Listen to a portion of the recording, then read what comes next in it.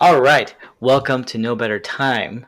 I'm Phil Salter, and normally what I've been doing, I'm sure everyone's been paying attention, noticing these patterns, is every Monday I've been posting like an interview, and every Wednesday I've been doing what I'm calling a quick dive. And I have a few interviews in the backlog or in the hopper. I don't know what the term would be that are kind of ready. They're at bat. They're getting warmed up for weeks to come. But I want to Mm. actually post this tomorrow in place of my quick dive because it's kind of like a regrouping of what we've talked about in the past about passive income, and I want to kind of update on some things I've been Ooh, doing to make my photography business more passive, but also talk with you about kind of diving deeper into what we had talked about previously I love about it. passive income. The So this is Matt Salter. only reason I joined today, Phil, is because you told me we are going to be doing a quick dive, quickie. Just A kidding. quick dive. Okay, go ahead. Sorry, introductions. Yeah, so this is Matt Salter. He's my brother, but also a good friend. And he is Yep. actually like we were kind of having a conversation about some of the stuff last night. We just were like, hey, let's plan time to actually record and really get into it. Right. That's true.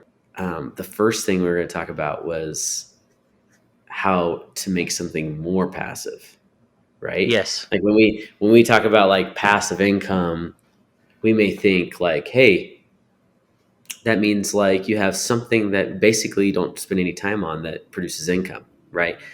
Mm-hmm.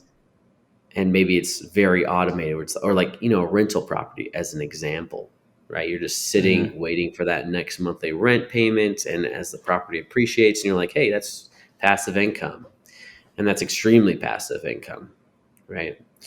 But Mm-hmm. then if you always have problems with tenants and you have to constantly look for tenants or something, then maybe not so passive, right? Yeah. If you have a property that's property managed, you never even have to talk to a tenant. It's even more passive than it could be, right? And Yes. so the same concept applies to, um, I don't want to necessarily say like your own business, because I think it has an aura that maybe some people would get intimidated by, like, hey, I don't own my own business, but maybe it's just a project that makes you money, right? Or a project that you're hoping will make you money. Yeah. And that project, oh, what was a perfect example of that, Phil, was when we were talking about your photography business. You were saying that, hey, like, I don't know how much more clients I want because it's just more time away from my kids. I'm up more nights. It's just not sustainable. And then, we're talking about like, well, what if you outsourced your editing, right? Mm-hmm. And then this last week, you're telling me that you replaced that, right? Yeah, I mean, basically, it's kind of interesting. Well, I think it goes back even a little bit to a conversation we had, I think, last week. I remember we were just kind of talking more about like passive income, and you were talking something that really stood out to me. It was like had a profound effect on me immediately. Is you were talking about the idea of like making something more passive, and like yeah, like you were kind of saying it's not just about 100% passiveness. Like, hey, I don't do anything, and this makes me money, but it's like what, for instance, my photography business. What are things I can do to make it more passive? Step by Mm, step, yeah. whether it be, oh, at some point maybe I don't do any photo shoots, I have photographers doing that for me and they deliver photos to me. Yeah. That's even more passive, but I'm like, I'm not quite there yet because I would need to find the right people. But based on my current way I do editing of my photos and the way I take the photos, how can I make it more automated? How can I make it more passive? And then I kind of reached out to this group I was in of real estate photographers about potential editors, and I reached out to someone just last night, and they have this Mm, company, and we started talking about like this is how quickly I can get them delivered to you, because for me that was a big concern. I can't let quality slip as far as quality of the photos, and I can't let uh, how quickly I deliver my product to slip at all, because that's huge to me. Like keeping my relationship with my both are. clients Yeah. happy is how quickly I get Yeah. the photos to them. Turns out I can get this guy to do this for me. It's basically going to easily save me a good 2 hours easily per photo shoot, just on like Can I, the way things can I ask go. a question about that? Yeah. Can I ask you a question? So you're saying that you're saving and I think you texted me that it was 2 to 3 hours. So like, how much time would you say you actively are editing? actively editing, probably like at least an hour. You know what I'm saying? But let's Okay, say so I started editing at like 9 p.m. and like there's been times where like depending on how many photos there were and how oh, long you have it to stay take up to later process them, too. I'm like up till like Yeah, midnight or one, and I'm like having to get up the next day for work, and I'm like, this just is not working. because If I had two or three of those in a row, it's like I'm not getting the sleep I need. You know? there's something to be said about not just the active time, and I want to dive into this for a minute. It sounds like it's unnecessary, but it's for a reason. Hmm. And you're saying like, okay, so maybe I'm actively doing it for an hour, but if it takes 3 hours and only one of them's active, that's 2 hours that maybe you have to stay up that you weren't planning on, or you weren't planning on staying home in front of your computer for those other 2 hours. But you have Hmm. to because you need to get them done, right? And so Yeah. like in my mind, and you can correct me if I'm wrong, but like in my mind, that's at least 2 hours. I equate that to 2 hours of my time, right? It's like because I have to stay up late when I could be going to sleep. It's not like you have to stay up one more hour. You may have to stay up 3 more hours, right? Yes, It's like so that's that's the right. point. So like let's say it's 2 hours less. How much time would you say um, outside of editing you're spending on taking, driving, taking, and delivering photos outside of the editing? Let's say I have a shoot that's scheduled for 6:30 p.m. So I go to work, and then when I'm done, I'll drive over to the photo shoot, and let's say it's Mm, 45 minutes away from home. So then, like, I drive there. I have to leave really at like, you know, five something to get there in time. And then I take a good hour on the actual shoot itself. And it might yeah, take a little longer, it might take a little less, but let's just say an hour. So I'm done at 7:30. I drive home for 45 minutes. And by that time, okay, I got to grab dinner because like I missed dinner, right? And yeah. so that's another like 20, 30 minutes to eat in the car and then drive home. So then what time would that be? I'm home at like around 9 o'clock potentially, many times, realistically So speaking. how many hours is that? So from 6:30 to 9, what is that? 2.5 hours? Yeah, so that's before you edit the photo. So like you're telling me that almost cutting the time in half, right? Yes, yes. And you're like cutting your time in half. Okay, so here's let's just dive into the numbers real fast as an example. Okay, how much is your average photo shoot cost? How much do I charge? Yeah, Average I charge 250. 250 is your average Uh-huh. charge per client. Okay, and then Mm-hmm. you got gas expense in there and like some equipment and stuff. But like, let's say you're walking away, I think very conservatively, like 230 profit, something like that. Does that sound fair? Sure, yeah. Yeah. So let's say a 230 profit. Okay. Now, out of before, you're basically saying, okay, 4.5 hours of that is what it takes me to actually deliver a photo shoot. So that means you're making about $51 per hour when you edit Yeah. your own photos. Okay. Yes. So $51 per hour, great, no problem, right? It's your own side gig, it's outside of your salary. And now imagine you made that 230 and somebody else is delivering the photos and you're paying them, wouldn't you say, isn't it about $1 per delivery? So like 25 bucks. It's going to cost somewhere around like $30 on average, probably, to have these photos edited. I'll know better over time what it really is, but you know. So you're cutting your time in half. So now you Hmm. literally, by outsourcing your editing, okay, we subtract that cost of doing that, you doubled your income per hour. Yes. You went from $51 per hour to $100 an hour, and you're going to enjoy your business more. You literally increased your enjoyment, you reduced your time, and you doubled the pay per hour. This is what I'm talking about when you talk about a, when you talk about making something more passive. Like Hmm. now, the next step would be if you wanted to make it even more passive, right? There's many steps, but like one could be where it's like, okay, now I'm going to pay somebody else to go take the photos and they'll deliver them to me, right? And now all I have to be Hmm. is the guy who schedules the photo shoot. Now I'm making $150 per hour, right? And so you can not only make it so it's easier, you can also increase how much you're making per hour from it. And what's exciting anyway, so that's the concept I wanted to go through is like, what can I do in my business to make it more passive? I don't have to like we talked about before with retirement, doesn't mean you have to completely retire, right? Like you can just restructure and spend your Hmm. time in a different way, work less or more smart or smarter, more smart.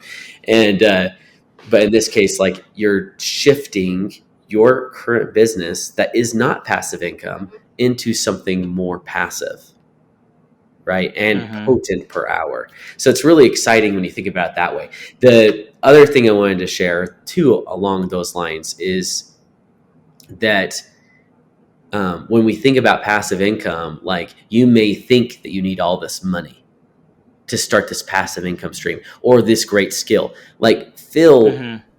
you're getting all this exposure from this business page you're paying $0 for, right?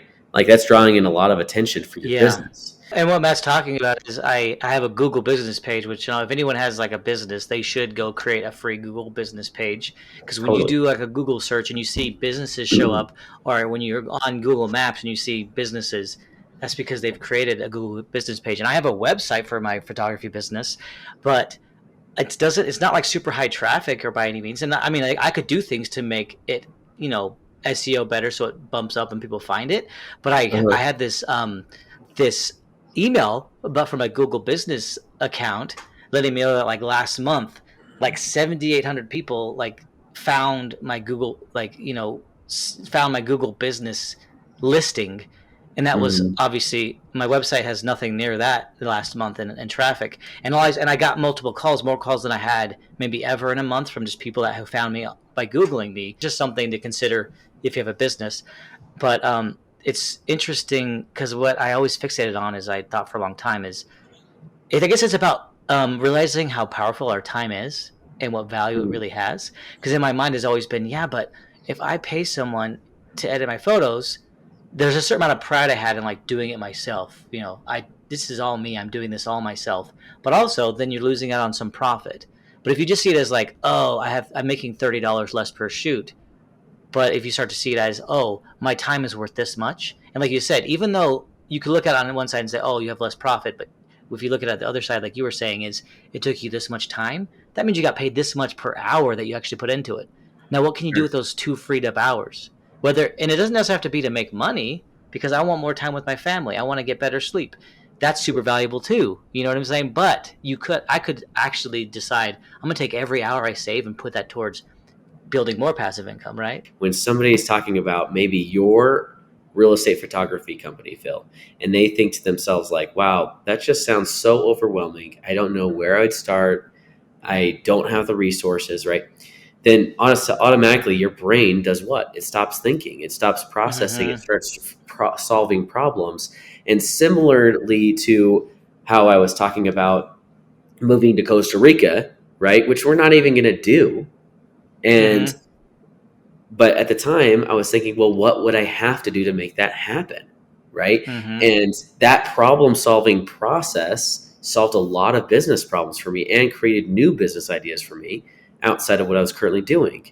And so it's getting those wheels turning that's really important. And so the Mm-hmm. point I'm trying to make is you don't it's so easy to think, well, yeah, I can make money if I have a bunch of money, right? If I had a bunch of money to do Google Ads and SEO to build a website, then maybe I could make a ton of money, but I don't have those resources or that expertise. Well, that's where your brain shuts off. So the point I'm trying to make is like you don't need those resources to be successful. A Google business page is free. And I'm not saying that that's the solution for you. I'm just saying it's Mm-hmm. one avenue of building Yeah. something that costs zero money that you could monetize. And the other concept I was going to talk about is very similar to what you were saying. You're like, that the more passive income you have, the more time you free up, the more time you have to either spend with your family or to, I mean, it's a simple solution, right? It's like if I had an Mm-hmm. extra $100, what would I do with it, right? It doesn't necessarily mean you're going to invest it. It doesn't necessarily Yeah. mean you're going to spend it, right? Mm-hmm. Same thing with extra time. If you got 2 more hours today, does that mean you're going to go do more photo shoots? Not necessarily. Maybe you're going to watch TV. Maybe you're going to do something with your son, whatever. But it's Mm-hmm. 2 more hours, right? So the Mm-hmm. passive income, as that compounds and as more and more of your needed income or wanted income comes in passively, now we have more time that we could spend to building more passive income. So Yes. it's a very steep incline, not slope, right? Like steep incline where like suddenly, let's say you freed up 2 hours of your day once a week, and all you did was sit down at your desk, Phil, and you're like, okay, I got 2 hours. What new business ideas can I come up with? What solutions can I Mm-hmm. come up with my business? What new processes can I implement in these 2 hours? And there's no pressure, right? You're just like, I got 2 free hours. If nothing comes from this, then I'm literally right where I started, right? I was going to spend this Yes. 2 hours editing. Instead, I'm going to spend this 2 hours thinking up ideas, right? And that to me is what's the most exciting. And I guess that's something I'm realizing is with this photography business, it's really the biggest thing that I have, my biggest asset right now that I can use and find ways to build upon. But I don't Yeah, necessarily want to only focus on that. I want to find other things I can do. But I realize like part of me is like, I don't know, that seems like so much work to make this something that was completely like passive. You know what I mean? And but I right. realized, hey, but why can't I put some effort into it and then see if it's possible? You know, because it's something I have that I can continue to build upon. Because I always thought for so long, there's no way I could find someone to edit these photos that can get into me with the quality I want at the time I want. And then one day, Yeah, literally kind of almost on a whim, which was just yesterday was that day, I said, well, what if I started just looking into it? And surprisingly, very quickly, maybe it was all very, also very lucky. I saw enough people recommend this one thing, and I was like, well, let me reach out to them. Quick response. I heard the things I needed to hear. Time will tell if it really works out the way I want it to. But I realized, oh, if you just start moving and doing right. something, like it's gonna you can figure it out. Like you could be overwhelmed, like you said, like, oh, doing this whole thing just seems like too much. So maybe I'll do nothing. And that's kind of what my podcast is about. Is like, do it now, get started, and don't be frozen like a deer in the headlights around this stuff. And I realized I was frozen so long. I realized a long time ago, man, if I could find a way not to spend all this time editing, I could do so much more with my time. And now I'm getting closer to that. For so long, I've been kind of like hesitant to really push to grow this business because I realize I'm only one person. I can only do so much. And just this alone, knowing like I will save all this time, I'm like, okay, I've had people reach out to me to maybe help me market my business more, increase my traffic on my website. And I'm like, well, maybe I'll actually pull the trigger on some of this stuff because I can already handle more things than I could yesterday, you know, theoretically with this new Yeah, process. So it right. just changes everything. And it's like, then I realized, okay, why don't I really get to the point where I say, you know what, really, I need another photographer. I want to get to that point. Well, I really appreciate, Matt, for you kind of having this conversation and kind of doing somewhat of an update on kind of a previous conversation. If anyone has any questions or wants to add to the conversation, if they have suggestions even for ways to further, you know, move forward with passiveness towards my type of business or any other type of business, you can always email me at nobettertime.podcast@gmail.com. If you go to anchor.fm/nobettertime, you can actually leave a voice message that I will play on the podcast if you have questions or comments. That'd be so awesome to be able to play that. Um, and if you could subscribe to the podcast, if you could follow and subscribe to my YouTube channel, it's at youtube.com. If you search No Better Time Podcast, you'll find that. And just trying to, I'm really looking to engage with people and to hear from them and to be able to read emails they might send me or anything to kind of start building a dialogue back and forth and see like what are people really interested and care about. So thanks so much for listening, and until next time.